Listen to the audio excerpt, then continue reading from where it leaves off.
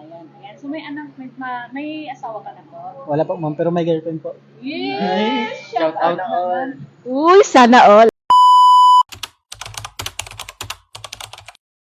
So, good afternoon sa ating lahat. So, kasama natin ngayon yung mga applicants dito sa NCRPO Camp Bagong Diwa. So, nakita ko lang sila nakatambay. So, habang wala silang ginagawa, naisipan kong tanungin muna sila kung bakit. Ay, oo nga pala, baka hindi pa nila ako kilala. Ako si Police Corporal Sheena Marita po, isang member ng PNP Content Creator, aka Manang Police. O follow nyo din Manang Police Chart. Tapos, meron kaming pinaka-main page sa kami from PKG Metro Manila. So, meron po kaming FB page, PKG Metro Manila. Pwede nyo rin pong i-follow siya. Ayan. So, kasama natin ngayon si, anong pangalan mo, Sir? Mark, ma'am. Mark Benvenida, ma'am. Marvin. Mark Benvenida, ma'am. Ayan. Si Sir. Alan Buenape, ma'am. Si Alan. Andres Buendia the second. Andres. Ikaw po, Sir. Joshua Buena Obra. Taga saan ka, Sir? Caloocan. Caloocan City. Okan lang. Ikaw, Sir. Katanduanes po, ma'am. Katanduanes from Bicol. Sir. Abra po, ma'am. Ha? Sa Abra. Ay, sa Abra, Ilocano. Mas bati po, ma'am. Ha? Masbate, Bicol. Dalawang Bicol, Caloocan, tapos Abra. Magkakaano kayo? Friends kayo? So, hindi pala sila friends. Bakit kayo magkakasama dito? Oh. Katatapos lang. Kala ko group of friends na sila eh. Maganda rin kasi yan yung meron kayong GC, di ba? Para if ever may mga information, at least nagkakaanuhan ba, uy, mate, ganito, may ganito daw, di ba? At least alam nyo rin yung mga nangyayari. Tapos updated kayo. Ano nyo, ginawa nyo kanina? BMI po kami. BMI. So, nag-BMI po sila. So, ngayon, tatanungin ko kayo kung ikaw, sinong mauna? Sino pwede mauna? Ikaw na. Kasi Ilocano ko, alam kung maano yung mga Ilocano. So, tatanungin natin si Sir Alan from Abra. Bakit sa lahat ng trabaho, bakit dito mo sa PNP, bakit sa PNP mo pinili ba na mag-apply? To have a Hawakan mo. Okay lang.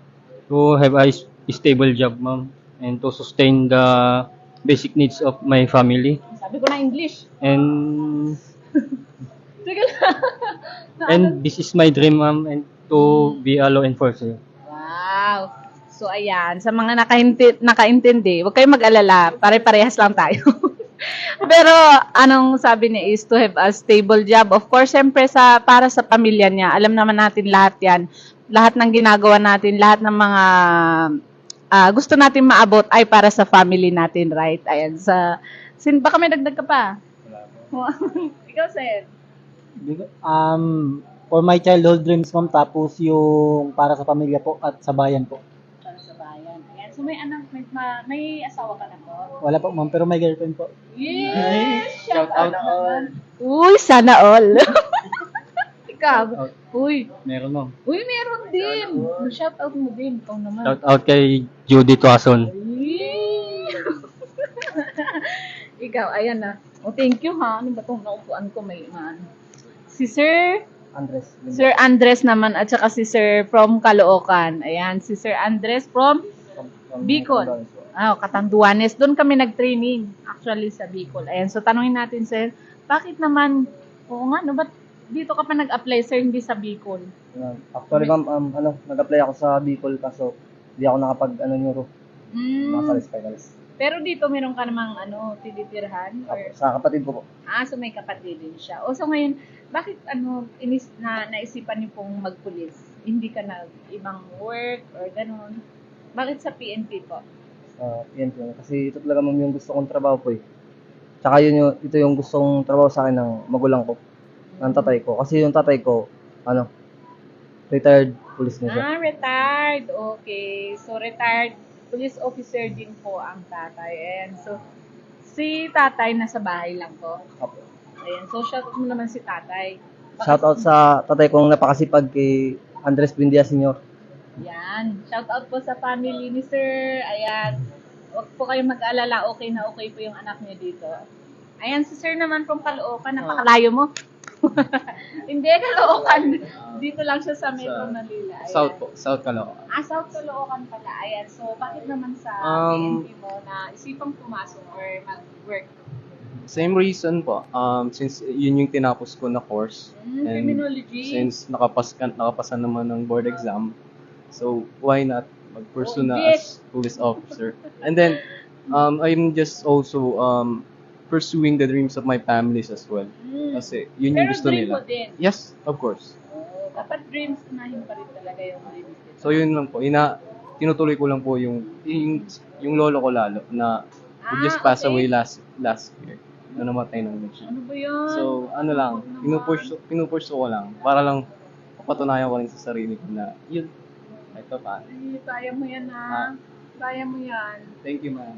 Ayan, so, ano ba yan? So, ayan, ito si from Caloocan. Nakalimutan ko na yung pangalan nila. Sir Andres, si Sir Alan, si Sir... Ito, masayahin to. No, kanina pa. Ano yung tinapos nyo? BMI na? Tapos, sunod na?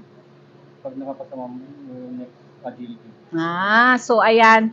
Thank you po sa kanilang oras. Anyway, nakatambay lang dito pero muna natin sila. So, sobrang thankful po and I hope makapasa. Unang-una para sa akin po, may konting advice lang po is lagi lang mo, lahat ng gagawin niyo po is always pray first. Always pray.